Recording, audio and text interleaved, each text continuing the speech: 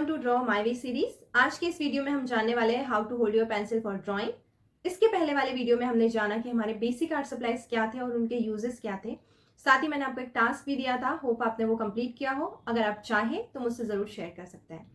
और आज के वीडियो को शुरू करने से पहले मैं आपको बताना चाहूंगी कि ड्राइंग बहुत ही इजी या एक बार पेंसिल लिया और घुमा लिया ऐसा नहीं होता है। Drawing is a process. जैसे कि आपने देखा कि हमें मल्टीपल पेंसिल का ही यूज करना होता है, तो इसके अलावा हमें एक बड़ा एरिया कवर करना होता है, ड्राइंग करना होता है, शेडिंग करना होता है, डिफरेंट टाइप की डिटेलिंग करना होता है। तो इट इज अ प्रोसेस।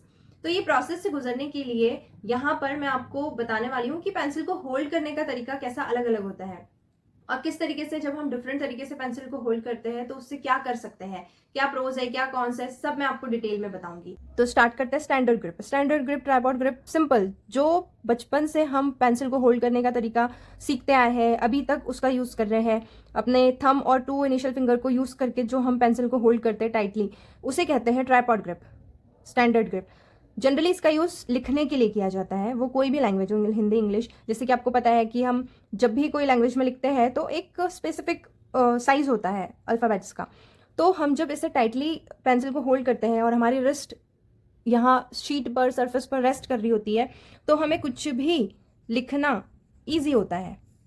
तो इस ग्रिप का फ़ायदा ये है कि मेरा पेंसिल पर पूरा कंट्रोल होता है और जहाँ पर भी मुझे स्मॉल डिटेलिंग वर्क करना है या स्मॉल ड्राइंग करना है या कोई शेप बनाना है, तो उसके लिए ये वाली जो ग्रिप है ये बहुत यूज़फुल होती है। इसमें जब मैं लिखना या ड्राइंग करना चाहती हूँ तो उसमें एक चीज़ ये है कि मैं एक लिमिटेड एरिया तक ही ड्रॉ कर सकती हूँ। अब अगर मुझे इस लाइन के आगे जाना है तो मुझे अपनी रिस्ट को शिफ्ट करना पड़ेगा और फिर मैं आगे की लाइन बना पाऊंगी।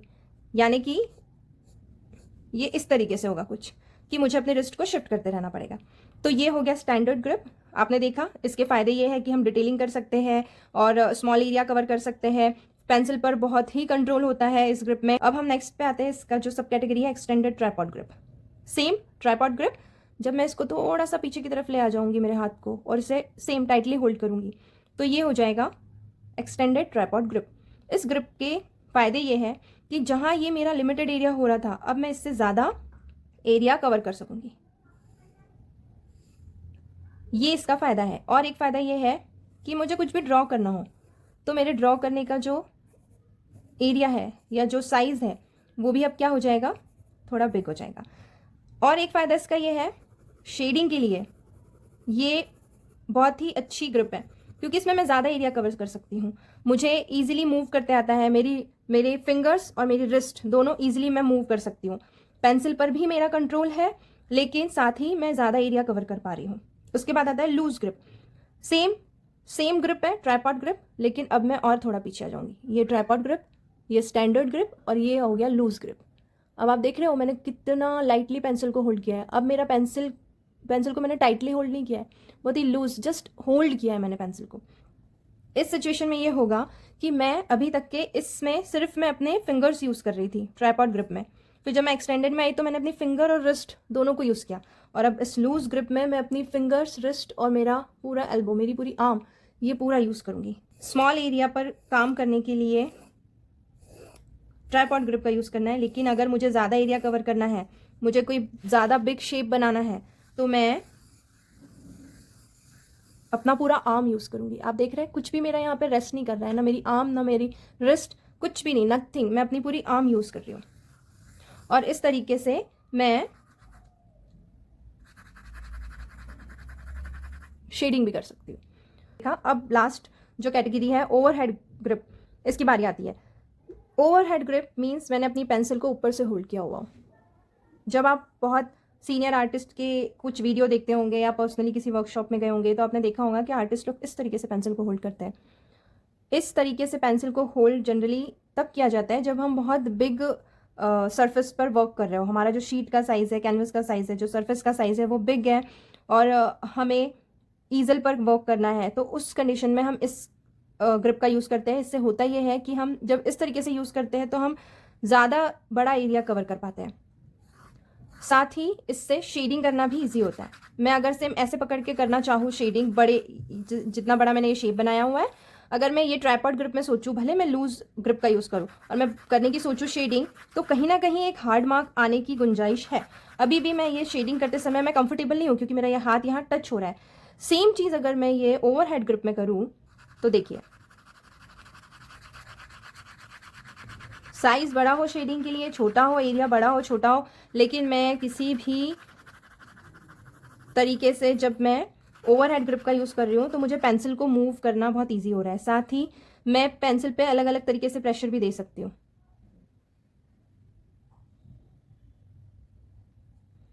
तो देख रहे हैं आप किस तरीके से मैंने अपना पूरा रिस्ट आर्म यूज़ किया हुआ है, कहीं पर भी मैंने इस तरीके से होल्ड नहीं किया है। इससे मुझे एक लिमिटेशन आ जाती है, लेकिन जब मैं इस तरीके से होल्ड करती हूँ तो मैं अपनी शीट का पूरा एरिया यूज़ कर सकती हूँ। किधर भी किस तरीके से भी अपनी पेंसिल से मैं जो चाहे वो ड्रॉ कर सकती हूँ, शेडिंग कर सकती हूँ। जेस्चर ड्राइंग करना है, बड़े एरिया को कवर करना है शेडिंग के लिए, तो हम ओवरहेड ग्रिप का यूज़ करते हैं। तो पेंसिल को होल्ड करने के तरीके तो हमने देख लिए हैं, समझ लिए हैं, लेकिन इन सब ग्रिप्स को यूज़ में कैसे लाना, इसके लिए कुछ प्रैक्टिस आप लोग को करनी पड़ेगी। तो हम स्टार्ट करते हैं सबसे पहले स्लीपिंग लाइन से। फिंगर का यूज़ करके मैंने स्लीपिंग लाइन बनाई।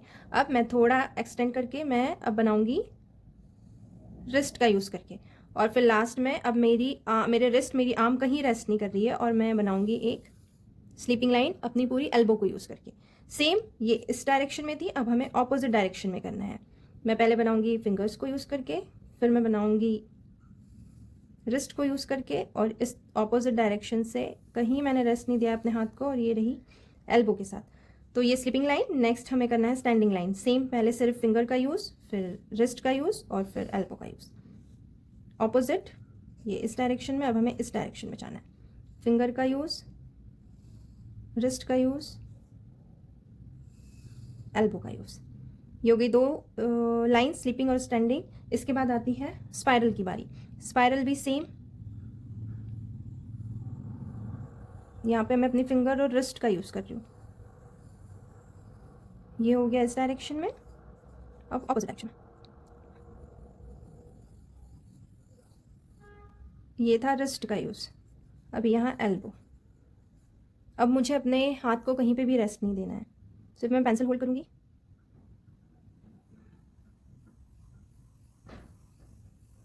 और अभी ऑपोजिट डायरेक्शन।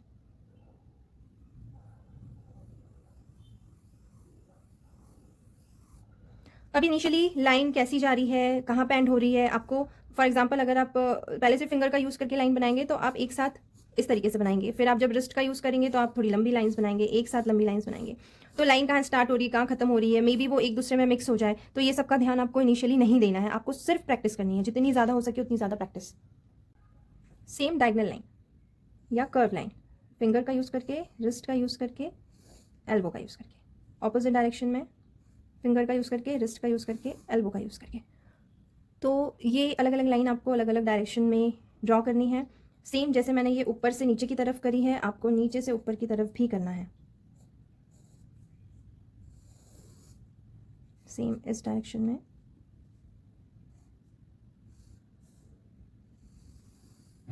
तो ये एक एक करके करना है। लाइक आप पहले फिंगर के यूज़ करके करें, फिंगर का यूज़ करके ड्रॉ करें, देन फिर एल्बो का यूज़ करें, सॉरी रिस्ट का यूज़ करें, और फिर लास्ट में आप फुल पेज कवर करें अपना एल्बो यूज़ करके। यहाँ पर हमें कहीं भी रेस्ट नहीं देना है अपने हैंड को। नेक्स्ट है वेवी लाइन। मैं अपनी फिंगर का यूज़ कर रही हूँ और रिस्ट को शिफ्ट कर रही हूँ। होल्ड किया है ट्राइपॉड ग्रिप में, और जैसे जैसे मैं आगे बढ़ते जा रही हूँ मैं अपने रिस्ट को शिफ्ट कर रही हूँ।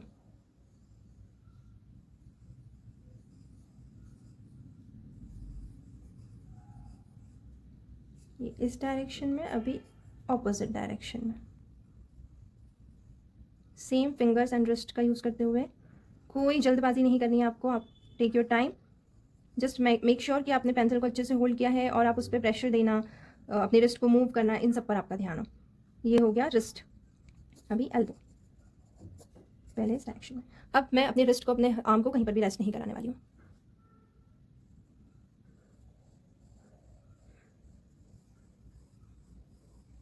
इनिशियली आपको शायद टाइम लगे, जितने स्पीड से मैं कर रही हूँ शायद आप इतने स्पीड से ना कर पाए, लेकिन जल्दबाजी ना करें, आराम से ही करें।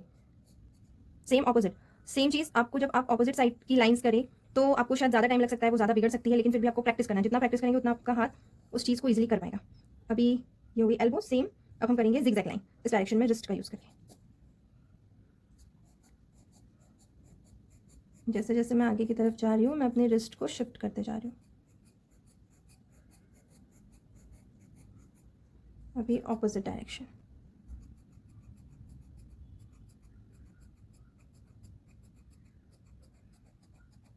अभी एल्बो। अभी मुझे कुछ कहीं अपने हाथ को रेस्ट नहीं देना। आप नोटिस करेंगे कि इस जहाँ आप एल्बो यूज़ कर रहे हैं वहाँ पर आप फास्ट तरीके से कर पाएंगे, ये ऑपोजिट डायरेक्शन में।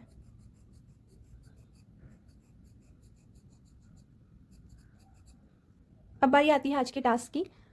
तो जो सारी लाइन हमने प्रैक्टिस में बनाना सीखा है, प्रैक्टिस करते समय उसकी कोई लिमिटेशन नहीं थी। लाइक कहाँ से लाइन स्टार्ट हो रही है, कहाँ एंड हो रही है, कैसे मिक्स हो रही है, नहीं हो रही है, हमें बस अपने हाथ को प्रैक्टिस कराना था। तो जब आपका प्रैक्टिस करके हो जाएगा तभी आप ये टास्क करें, तभी आप अच्छे से और ईजिली कर पाएंगे। अदरवाइज आप जो मैं टास्क देने वाली हूँ वो ईजिली नहीं हो पाएगा आपसे।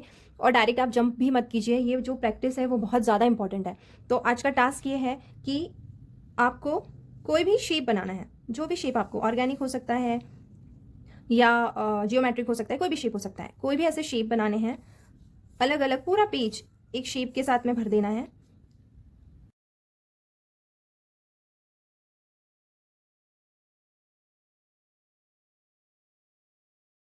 जब ये शेप्स क्रिएट हो जाए तो आपको अलग अलग शेप में जो हमने प्रैक्टिस करी हुई है, स्लीपिंग स्टैंडिंग लाइंस की, स्पाइरल की, वेवी, जिगजैग लाइन की, वो सब इन शेप्स में आपको भरना है।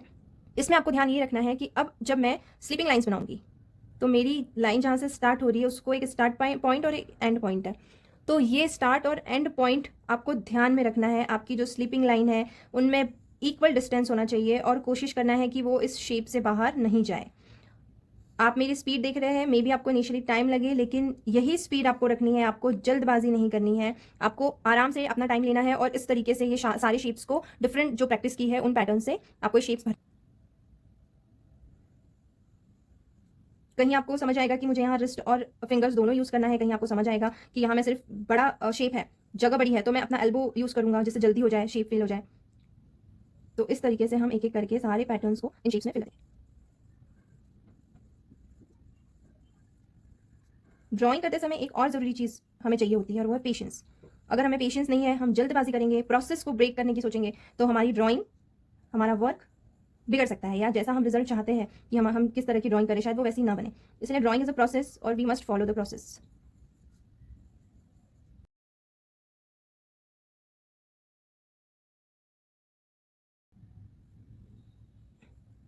मोस्टली ऐसा होता है कि जब हम बेसिक से कोई चीज़ स्टार्ट करते हैं तो जो बेसिक प्रैक्टिस होती है जो हमें आगे की चीज़ के लिए तैयार करती है, किसी बिग वर्क के लिए तैयार करती है, तो हम कोई ना कोई एक पार्ट मिस कर देते हैं या छोड़ देते हैं या हमें इतना इंटरेस्ट नहीं आता उसमें।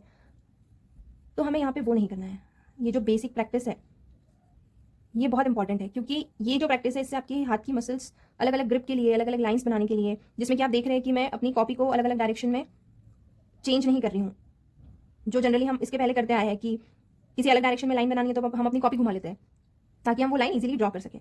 उस हैबिट को ही हमें ब्रेक करना है यहाँ पर।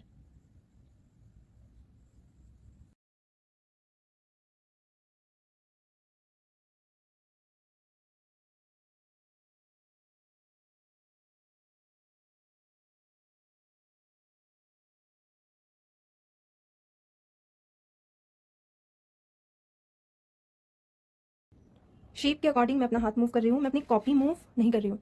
तो यहाँ पर जहाँ बड़ा शेप है मैं अपना पूरा एल्बो यूज़ कर रही हूँ। अब अगर ये बिग लाइन मैं अपने फिंगर और रिस्ट से बनाने का सोचूँ तो शायद मेरा हाथ पूरा ऊपर से नीचे तक नहीं आए, इसलिए फिर यहाँ मैं अपनी एल्बो यूज़ कर रही हूँ।